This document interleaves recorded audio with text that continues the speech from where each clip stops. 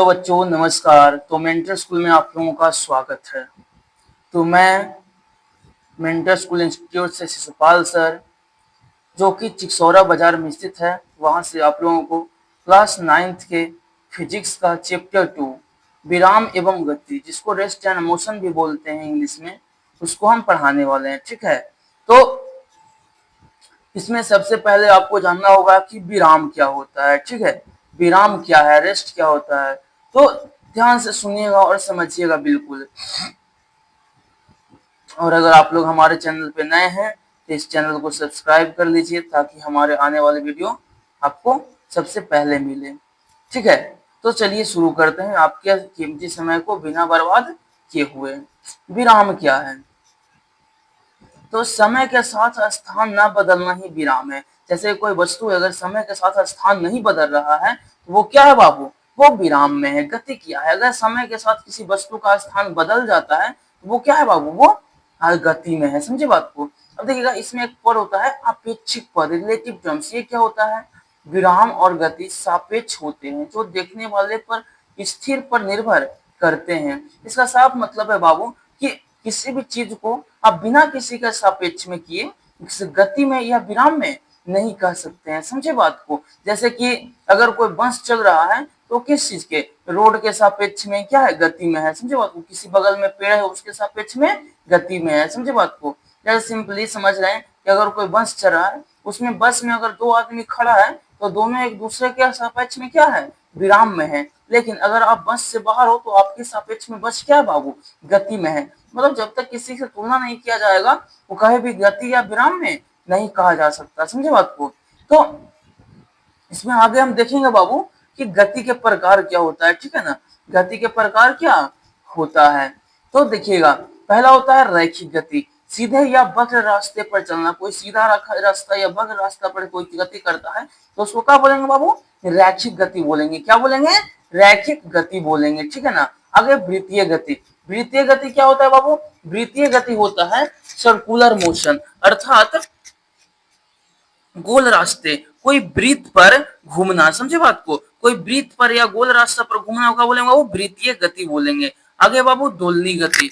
दोलनी गति क्या होता है? एक बिंदु के आगे या पीछे, ऊपर या नीचे, किसी प्रकार से मतलब आगे पीछे ऊपर नीचे गति करना ही क्या होगा बाबू? दोलनी गति होगा। ठीक है, कोई दिक्कत है? इसके आगे देखिएगा आवर्त गति। आवर्त गति क्या होता है? निश्चित समय अंतराल पर अपनी गति को दोहराना। निश्चित समय अंतराल पर अपनी गति को अब दोहराना क्या होता है? आवर्त गति होता है। ठीक है, इतना सबको समझ में आ गया? गति क्या होता है, विराम क्या होता है, और इसमें गति के प्रकार क्या होते हैं। ठीक है ना? अब देखिएगा, इसमें कुछ पॉइंट पढ़ेंगे। पहले गति का वर्णन, ये क्या होता है, और डिस्क्रिप्शन ऑफ मोशन इसमें पढ़ेंगे। इसमें देखिएगा, सबसे पहला बिंदु है बाबू मूल बिंदु। ये क्या होता है? किसी वस्तु की स्थिति बताने के लिए चुना गया बिंदु। कोई वस्तु है बाबू, उसकी स्थिति को बताने के लिए जो बिंदु को हम डिनोट करते हैं वो क्या होता है बाबू? मूल बिंदु होता है। आगे बाबू स्थिति निर्धारण। ये क्या होता है? वस्तु का सही स्थिति जानने के लिए मूल बिंदु या दूरी और दिशा दोनों होना क्या होता है बाबू? जरूरी होता है। जैसे कि हम बोल देंगे कि यहाँ से 10 किलोमीटर दिल्ली है। ठीक है, तो ये इसका निश्चित दिशा नहीं होगा। 10 किलोमीटर पूरब है, पश्चिम है, उत्तर है, दक्षिण है, उसका दिशा भी होना जरूरी है ना। मतलब दूरी और दिशा दोनों का ज्ञान होना काफी आवश्यक होता है। ठीक है, तो हाँ, यहाँ से आगे देखिएगा, सरल रेखा पर गति। सरल रेखा पर गति के कण की स्थिति। ये देखिएगा, कोई सरल रेखा है, वहां पे कण पे की गति की स्थिति क्या होता है और उसका दिशा और संकेत चिन्ह क्या होता है, इसके बारे में पढ़ेंगे। दिशा संकेत क्या होता है? मूल बिंदु। कोई अगर बिंदु है, कोई वस्तु है, उसको मूल बिंदु से डिनोट करते हैं। तो मूल बिंदु के दाईं ओर धनात्मक और बाईं ओर ऋणात्मक दिशा होती है। मतलब कोई मूल बिंदु है, उसके दाईं ओर क्या करेंगे? उसको ऋणात्मक दिशा में मापेंगे या बाईं ओर ऋणात्मक दिशा में मापेंगे। समझे बात को? संख्यात्मक मान क्या होता है? यह मूल बिंदु से वस्तु की दूरी और उसका दिशा प्लस या माइनस के रूप में दर्शाता है। समझे बात को बाबू? इसका मूल बिंदु की दिशा और दूरी को कितना करता है? प्लस और माइनस के रूप में दर्शाता है। कण क्या होता है बाबू? कण के बारे में देखिएगा, अवधारणा। कण अवधारणा, लंबी दूरी की तुलना में वस्तुओं के आकार को छोटा मानकर उन्हें कण कहा जाता है। जैसे कि अगर 1000 किलोमीटर जाना है बाबू एक बस को या एक टेम्पो को या एक ऑटो को, तो उसको एक कण मान लिया जाएगा, क्योंकि वो दूरी बहुत ज्यादा है, समझे बात को। तो लंबी दूरी के तुलना में छोटे वस्तुओं को कण कहा जाता है, तुलना में मानकर आकार को, समझे बात को। अगर देखिए बाबू, तय की गई दूरी और विस्थापन, ये क्या होता है इसके बारे में देखेंगे हम लोग। तय की गई दूरी, रास्ते की कुल लंबाई जिसमें केवल परिमाण होता है, क्या होता है बाबू, तय की गई दूरी होता है। विस्थापन क्या होता है, शुरुआती और आखिरी बिंदु के बीच सीधे दूरी जिसमें परिणाम और दिशा दोनों होते हैं, वो क्या होता है बाबू, विस्थापन होता है, समझो। तो इसको बोल सकते हैं कि दो बिंदुओं के बीच की सबसे न्यूनतम दूरी क्या होता है बाबू, विस्थापन होता है। तुलना, इसमें तुलना क्या होता है, तुलना के बारे में क्या पढ़ना देखिएगा। दूरी हमेशा विस्थापन और दूरी में तुलना कर रहा है, दूरी हमेशा विस्थापन से बड़ी या उसके बराबर होती है। वापस लौटने पर विस्थापन शून्य हो सकता है, पर दूरी कभी भी शून्य नहीं होता। मतलब जिस स्थान से शुरू किया उसी स्थान पर वापस आएंगे तो विस्थापन क्या हो जाएगा, शून्य हो जाएगा, लेकिन दूरी क्या हो जाएगा, दुगना हो जाएगा, समझे बात को। तो सूर्य दूरी कभी भी क्या होता है, शून्य नहीं होता। आगे ओडोमीटर, ओडोमीटर के नाम आप लोग सुने होंगे, बाइक चलाते हैं या टेम्पो, ऑटो, बस, कार, उसमें देखते होंगे, उसमें क्या होता है, गाड़ी कितना चला है, कितना क्या स्पीड में चल रहा है, इसको जो मापता है, उस मापने वाला जो मीटर होता है उसको क्या बोला जाता है बाबू, ओडोमीटर। वाहनों में तय की गई दूरी मापने वाला मीटर क्या होता है बाबू, ओडोमीटर होता है। क्या होता है, ओडोमीटर होता है। सरल रेखा पर विस्थापन, ये क्या होता है बाबू, सरल रेखा पर विस्थापन, विस्थापन बराबर होता है अंतिम स्थिति माइनस प्रारंभिक, मतलब अंतिम स्थिति जहां पे हो उसके प्रारंभिक से घटाने पर उसका विस्थापन ज्ञात हो जाता है, ठीक है। आगे दो महत्वपूर्ण राशियों के बारे में पढ़ेंगे, जो है बाबू सदिश और अदिश राशि। ये क्या होता है, अदिश राशि केवल परिणाम होता है, उदाहरण के जैसे दूरी, द्रव्यमान, समय, आयतन, घनत्व, ऊर्जा, कार्यताप आदि। समझे। सदिश राशि क्या होता है, जिसमें परिमाण और दिशा दोनों होते हैं, उदाहरण के लिए विस्थापन, वेग, त्वरण, बल आदि। समझे बात को बाबू। आगे देखिएगा, सदिशों का ज्यामितीय निरूपण, ये क्या होता है बाबू, सदिशों को एक दृष्ट खंड, डायरेक्टेड लाइन सेगमेंट अर्थात तीर के रूप में निरूपित किया जाता है। मतलब जैसे कि अगर वेलोसिटी, वेग होता है क्या है बाबू, सदिश राशि है, तो भी लिखकर उसके ऊपर तीर के निशान लगाएंगे, और तीर के निशान सदिश राशि के परिणाम, तीर के सदिश का परिणाम, देखिए तीर की लंबाई, जो लंबाई होता है वो परिमाण, और तीर का जो सिरा होता है उसके दिशा को बताता है, ठीक है बाबू। आगे देखिएगा, औसत चाल, ये क्या होता है वो, इसके बारे में थोड़ा सा देखिएगा। किसी गतिशील वस्तु द्वारा किसी समय अंतराल में तय की गई दूरी और उस समय अंतराल के अनुपात को वस्तु क्या बोलते हैं, औसत चाल बोलते हैं, समझे बात को बाबू। औसत चाल बराबर फॉर्मूला होता है तय की गई कुल दूरी बटा में दूरी में तय करने में लगा कुल समय, इसे वो क्या बोलेंगे बाबू, औसत चाल बोलेंगे, ठीक है। अब एक समान चाल के बारे में थोड़ा सा देख लेते हैं। यदि कोई वस्तु बराबर समय अंतराल में बराबर दूरी तय करे, चाहे वह समय अंतराल कितना भी छोटा क्यों ना हो, तो उसकी चाल को एक समान चाल कहा जाता है, समझे बात को बाबू। आगे देखिएगा, अगर चाल का मात्रक, चाल का ऐसा ही मात्रक मीटर प्रति सेकंड होता है, इसे किलोमीटर प्रति घंटा में भी मापा जाता है। और किलोमीटर प्रति घंटा को अगर मीटर प्रति सेकंड में बदलना हो तो 5/18 से क्या करता है, गुना किया जाता है। अच्छा, मीटर प्रति सेकंड को किलोमीटर में 18/5 से, समझे बात को बाबू, ये पॉइंट ध्यान रखिएगा।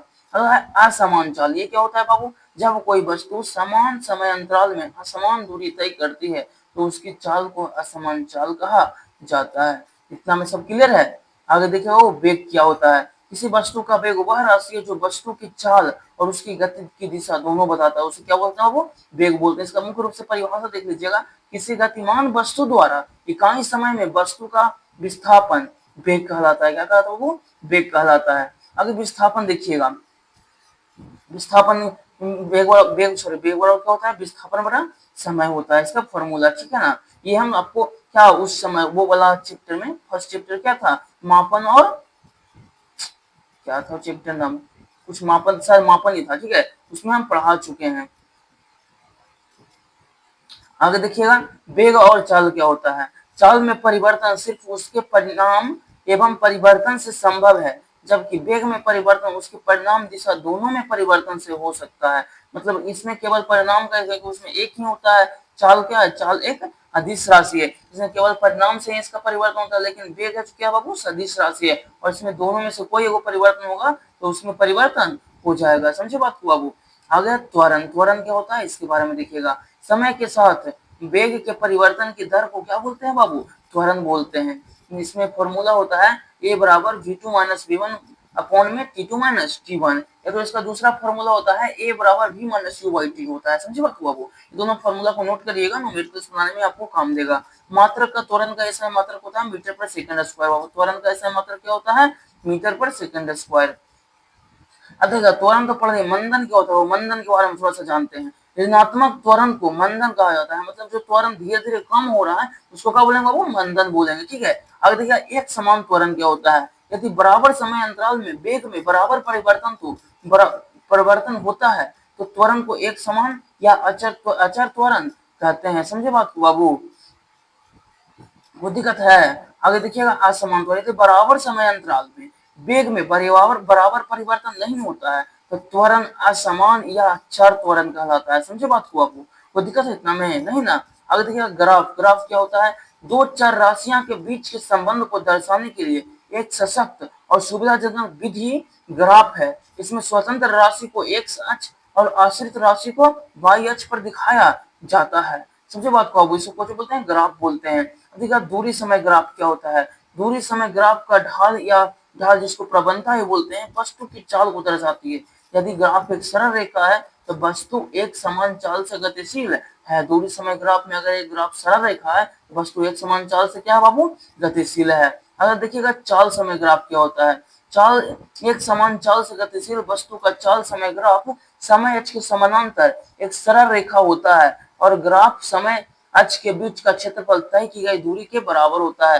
जैसे कि समांतर अक्ष की सरल रेखा और एक्स अक्ष के बीच का जो क्षेत्रफल होगा ना, वस्तु द्वारा एक वाई अक्ष से एक्स अक्ष के बीच में जितना दूरी तय करेगा उस दूरी के बराबर होगा। समझे बात को बाबू? अब देखिएगा वेग समय ग्राफ। ये क्या होता है बाबू? वेग समय ग्राफ की ढाल वस्तु के त्वरण के बराबर होता है। वेग समय ग्राफ का ढाल क्या होता है? वस्तु के त्वरण के बराबर होता है। वेग समय ग्राफ और समय अक्ष के बीच घिरा हुआ वस्तु के विस्थापन को परिमाण को दर्शाता है। विस्थापन को क्या? परिमाण को दर्शाता है। ठीक है बाबू? कोई दिक्कत है नहीं ना? आगे देखिएगा वेग समय ग्राफ से त्वरण, इसका क्या मतलब है बाबू? यदि ग्राफ का ढाल धनात्मक है तो गति त्वरण के, यदि ढाल ऋणात्मक है तो गति मंदित है। समझे बात को बाबू? अगर देखिएगा एक समान त्वरण के साथ सरल रेखाएं गति के लिए समीकरण, ये क्या होता है बाबू? देखिएगा इन्हें शुद्ध गतिकीय समीकरण कहा जाता है। इसे क्या कहते हैं? शुद्ध गतिकीय समीकरण कहा जाता है। समीकरण देख लीजिएगा। पहला होता है फॉर्मूला वेग समय ग्राफ का समीकरण v बराबर u प्लस ए टी। विस्थापन समय ग्राफ का समीकरण s बराबर ut plus half A T square. इसमें अगर विस्थापन अगर शुरू से जीरो से शुरू होता है तो u बराबर जीरो हो जाएगा, तो इसमें हाफ ए टी स्क्वायर हो जाएगा। कौन बोला? विस्थापन समय समीकरण। और है वेग विस्थापन समीकरण, इसमें होता है v स्क्वायर बराबर u स्क्वायर प्लस 2as। समझे बात को आपको? ये तीनों फॉर्मूला है इंपॉर्टेंट, इसको लिख लीजिएगा, आपको न्यूमेरिकल्स बनाने में बहुत ही ज्यादा काम आएगा। समझे बात को?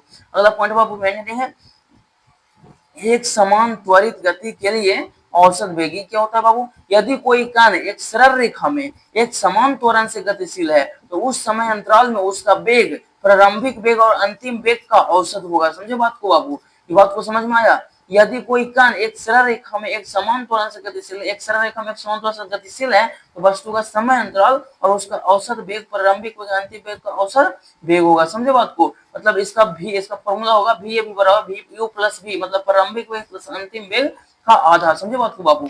आगे देखिएगा सॉरी, इसमें देखिएगा एक समान त्वरित गति के लिए विस्थापन समय ग्राफ। ये क्या होता है बाबू? विराम अवस्था से एक समान त्वरण से गति प्रारंभ करने वाली वस्तु का विस्थापन समय ग्राफ एक परवलय या वक्र रेखा होता है। समझे बात को बाबू? अगला लास्ट बाबू देखिएगा वृत्तीय गति। ये क्या होता है? जब कोई वस्तु किसी वक्र पथ या वृत्ताकार पथ पर चलती है तो उसका गति की दिशा में लगातार परिवर्तन होता है। समझे बात को बाबू? इसको कुछ बोलते हैं वृत्तीय गति बोलते हैं। वृत्त के किसी बिंदु पर गतिशील वस्तु के वेग की दिशा उस बिंदु पर खींची गई स्पर्श रेखा की दिशा होती है। समझे बात को बाबू? अगला देखिएगा वृत्त पथ पर गति करते समय वस्तु की चाल भले ही एक समान हो लेकिन दिशा बदलने के कारण उसका वेग लगातार बदलता रहता है, इसलिए वृत्तीय गति हमेशा एक त्वरित गति होती है। समझे बात को बाबू? अगर देखिए जब कोई कण वृत्तीय पथ पर एक समान से चलता है तो उसकी गति को एक समान वृत्तीय गति कहा जाता है। यदि वृत्तीय पथ त्रिज्या r हो तो उसका पूरा चक्कर लगाने में पूरा 2 पाई r हो जाएगा, क्योंकि वृत्त की परिमाप क्या होता है 2 पाई r, और इसका v बराबर क्या हो जाएगा, तो क्या v बराबर क्या होता है, v बराबर क्या होता है, चाल बराबर दूरी बराबर समय, दूरी क्या है 2 पाई r, 2 पाई r बाई में t। कोई दिक्कत है बाबू, नहीं ना। ये रहा आपका आखिरी, आ गए बाबू आपका प्रश्न, जो कि हम अगला क्लास में करवाएंगे, ठीक है। तो आज के लिए इतना ही, और हम आप लोगों से विदा लेते हैं। पढ़ते रहिए आप लोग पूरे मन लगा करके। मैं चिकसौरा बाजार मेंटर स्कूल इंस्टीट्यूट से शिशुपाल सर आप लोगों के साथ हमेशा हैं। आगे पढ़िए, मेहनत करते रहिए, और अगला वीडियो का इंतजार कीजिए। और जो भी बच्चे यूट्यूब पर पहली बार देख रहे हैं, मेरे चैनल को सब्सक्राइब कर लीजिए, लाइक कर लीजिए, और आप कमेंट कर दीजिए एक प्यारा सा, ठीक है। धन्यवाद।